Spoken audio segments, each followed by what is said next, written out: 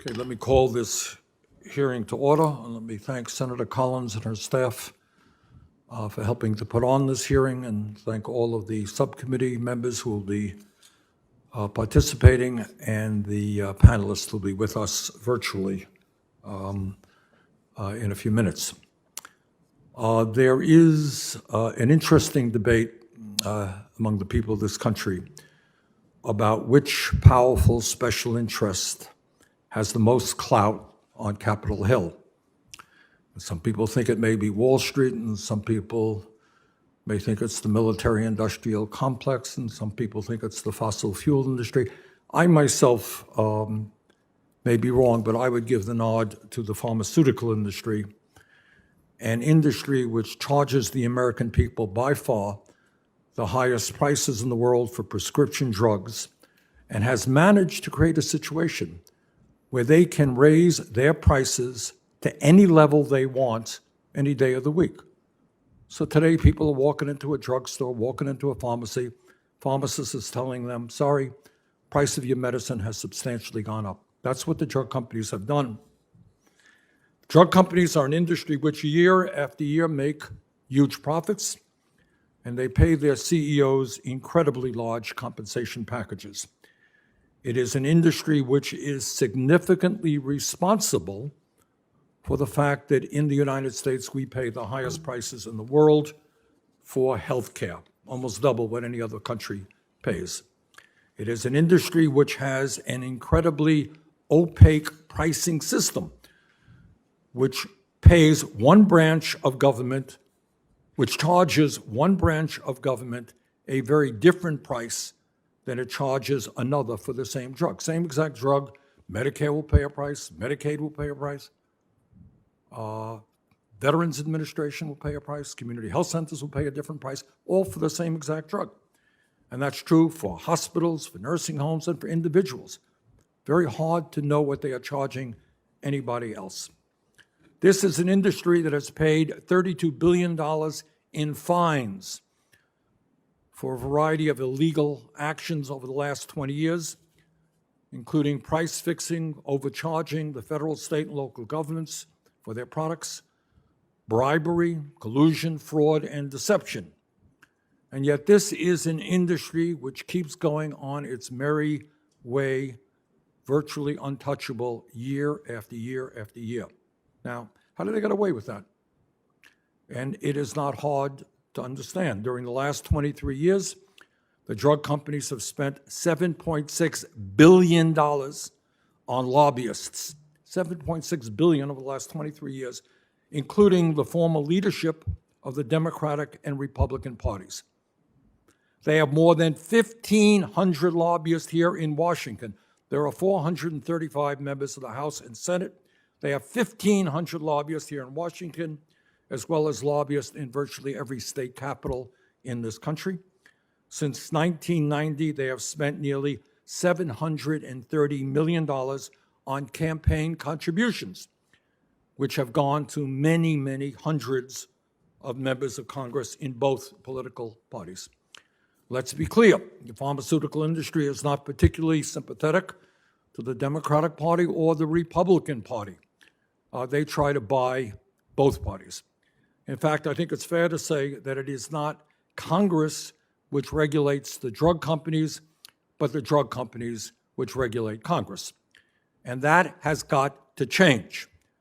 Congress finally, after years and years and years of talk, finally has got to summon up the courage to take on the drug companies and lower prescription drug prices in America. That is what the American people want, and that is what we need to do.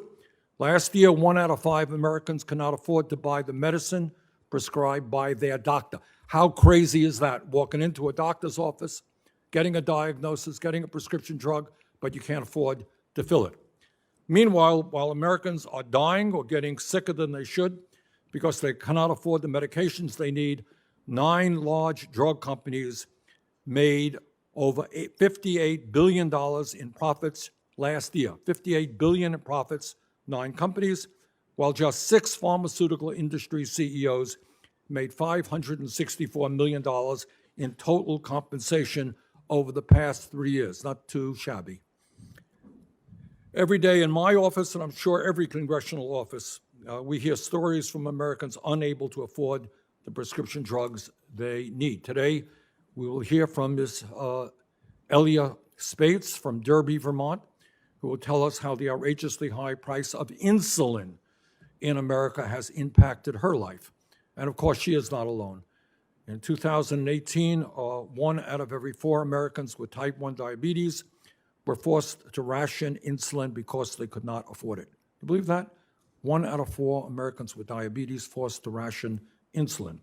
Let's be clear, insulin is not a new drug. It was invented nearly 100 years ago by Canadian scientists who sold the patent rights for insulin for just $3 because they believed it should be accessible to everyone who needed it. And yet over the past decade, the price of insulin has gone up by over 300%. Yet, 50 miles from my home in Vermont, you can purchase insulin in Canada at about 1/10 the price that we pay in this country. And let's be clear, prescription drug prices in Canada are also high compared to other countries around the world. According to a recent study by RAND, a standard unit of insulin costs $98 in the United States, $12 in Canada, $11 in Germany, $9 in France, $7.52 in the UK, and $6.94 in Australia. And it's not just insulin. A 1-month prescription of Entocort to treat Crohn's disease costs $830 in the US, $81 in Canada. 1 asthma inhaler, Flovin Discus, costs $242 in the US, $27 in Canada.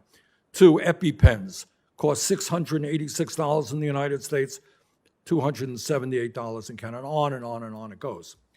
Same medications manufactured by the same companies in the same factories, all available in countries around the world at a far, far lower price than here in the United States. In my view, we can no longer tolerate a system that allows the former CEO of Gilead to become a billionaire by charging $1,000 for a hepatitis C drug called Sovaldi that costs just $1 to manufacture and can be purchased in India for $4. Can no longer tolerate a system that allows the chairman of Mylan, Robert Corey, to receive a $164 million compensation package in 2016 after his company jacked up the price of EpiPen by 550% over a 9-year period. All over this country, the American people are asking a simple question. How many people need to die? How many people need to get unnecessarily sicker before Congress is prepared to take on the greed of the pharmaceutical industry? The American people are demanding that Congress listen to their concerns and not cower before the power of the pharmaceutical companies. In order to begin to address this issue, I have introduced 3 bills with many of my colleagues in the Senate and the House that would substantially reduce prescription drug prices in this country and also save the federal government significant sums of money. The first bill is the Prescription Drug Price Relief Act, which would cut prescription drug prices in half by pegging the price of medicine in the United States to the median price in 5 major countries: Canada, the United Kingdom, France, Germany, and Japan. Second bill is the Medicare Drug Price Negotiation Act, which would direct the Secretary of Health and Human Services to negotiate lower prices for prescription drugs on the Medicare Part D. Every other major country on earth, in one form or another, negotiates drug prices, and the time is long overdue for Medicare to do that as well. According to a recent study, if this bill became law, the United States government could save more than $345 billion over the next decade. Third bill, the Affordable and Safe Prescription Drug Importation Act, would allow patients, pharmacists, and wholesalers to legally purchase safe, low-cost medicine from Canada and other major countries. We import all kinds of stuff, food, everything else. No reason why we cannot safely re-import prescription drugs. So with that, bottom line is, we've been talking